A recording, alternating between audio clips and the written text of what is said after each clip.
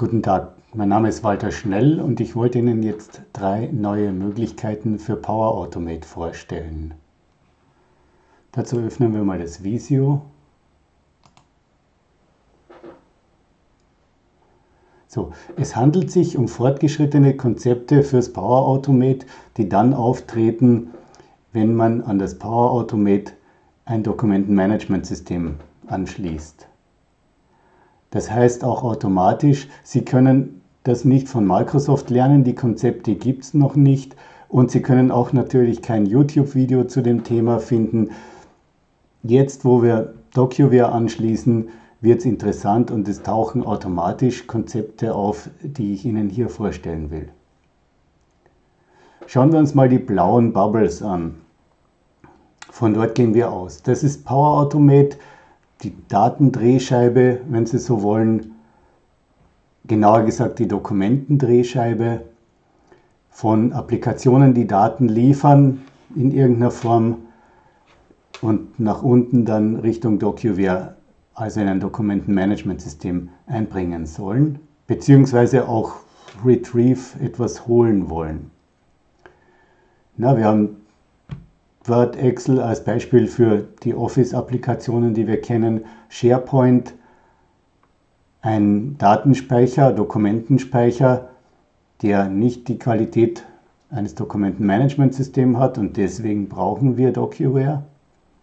Dropbox und Box und OneDrive, irgendwelche Cloud-basierten Filespeicher letzten Endes. Outlook bringt uns auch Dokumente, bringt uns auch Mails. Das ist so das Zentrum. Für die blauen gibt es jeweils Konnektoren, hier mit blauen Strichen eingezeichnet. Das ist sozusagen klassisches, wenn Sie so wollen, klassisches Wissen über den Umgang mit Power Automate. Jetzt können wir weiterschauen zu den grünen Bubbles. Was ist das? Die hängen an Applikationen, die einen Konnektor haben.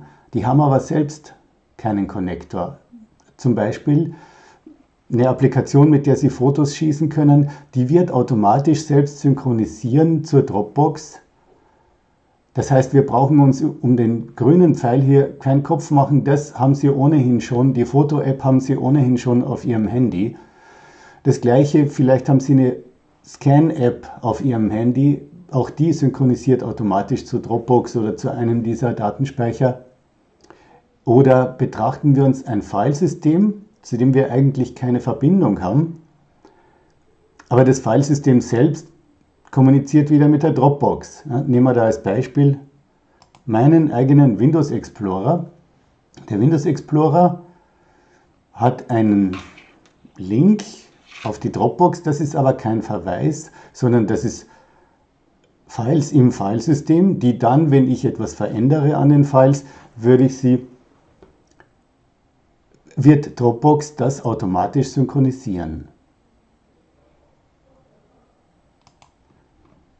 Das heißt, wir haben Applikationen, für die haben wir überhaupt keinen Aufwand. Die sind sozusagen in der zweiten Reihe, synchronisieren sich mit der Dropbox und damit kann ich dann automatisch wiederum Verbindungen zum DocuWare herstellen.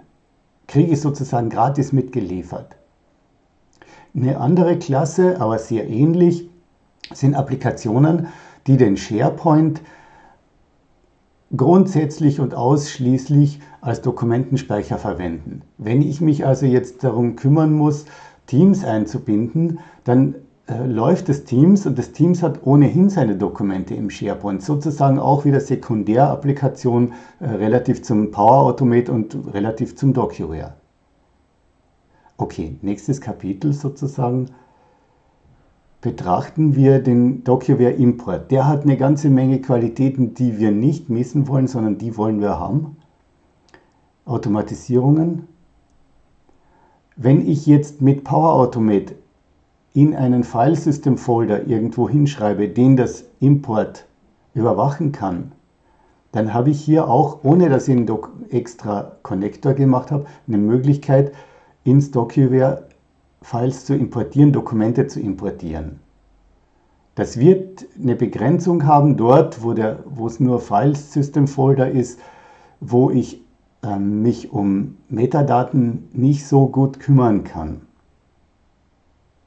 Okay, dritte Sache, noch in der Zukunft, ich habe es selbst noch nicht in der Hand gehabt und noch nicht in die Hand genommen, ist aber eine hochinteressante neue Richtung, die wir auch gehen können, das Smart Connect zu verwenden, um jetzt nicht nur eine Darstellung zu triggern, sondern das Smart Connect, dass das dann einen Vorgang, einen beliebigen Vorgang im Power Automate triggert. Da sind neue Ideen gefragt, um die ich Sie auch bitten möchte. Wenn Sie was haben, schreiben Sie es mir, schreiben Sie es direkt an unsere Kontaktadressen oder schreiben Sie es unten hier im YouTube unter Kommentare.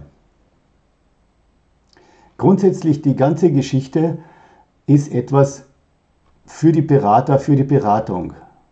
Nicht die Beschreibung eines Prozesses, sondern das sind Bausteine und Know-how, die ein Berater braucht, um mit dem Kunden gemeinsam Prozesse zu designen.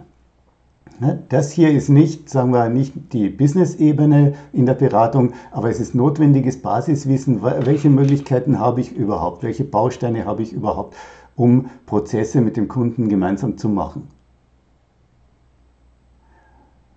Das ist eigentlich schon die ganze Geschichte, die ich Ihnen erzählen wollte. Gehen wir wieder aus dem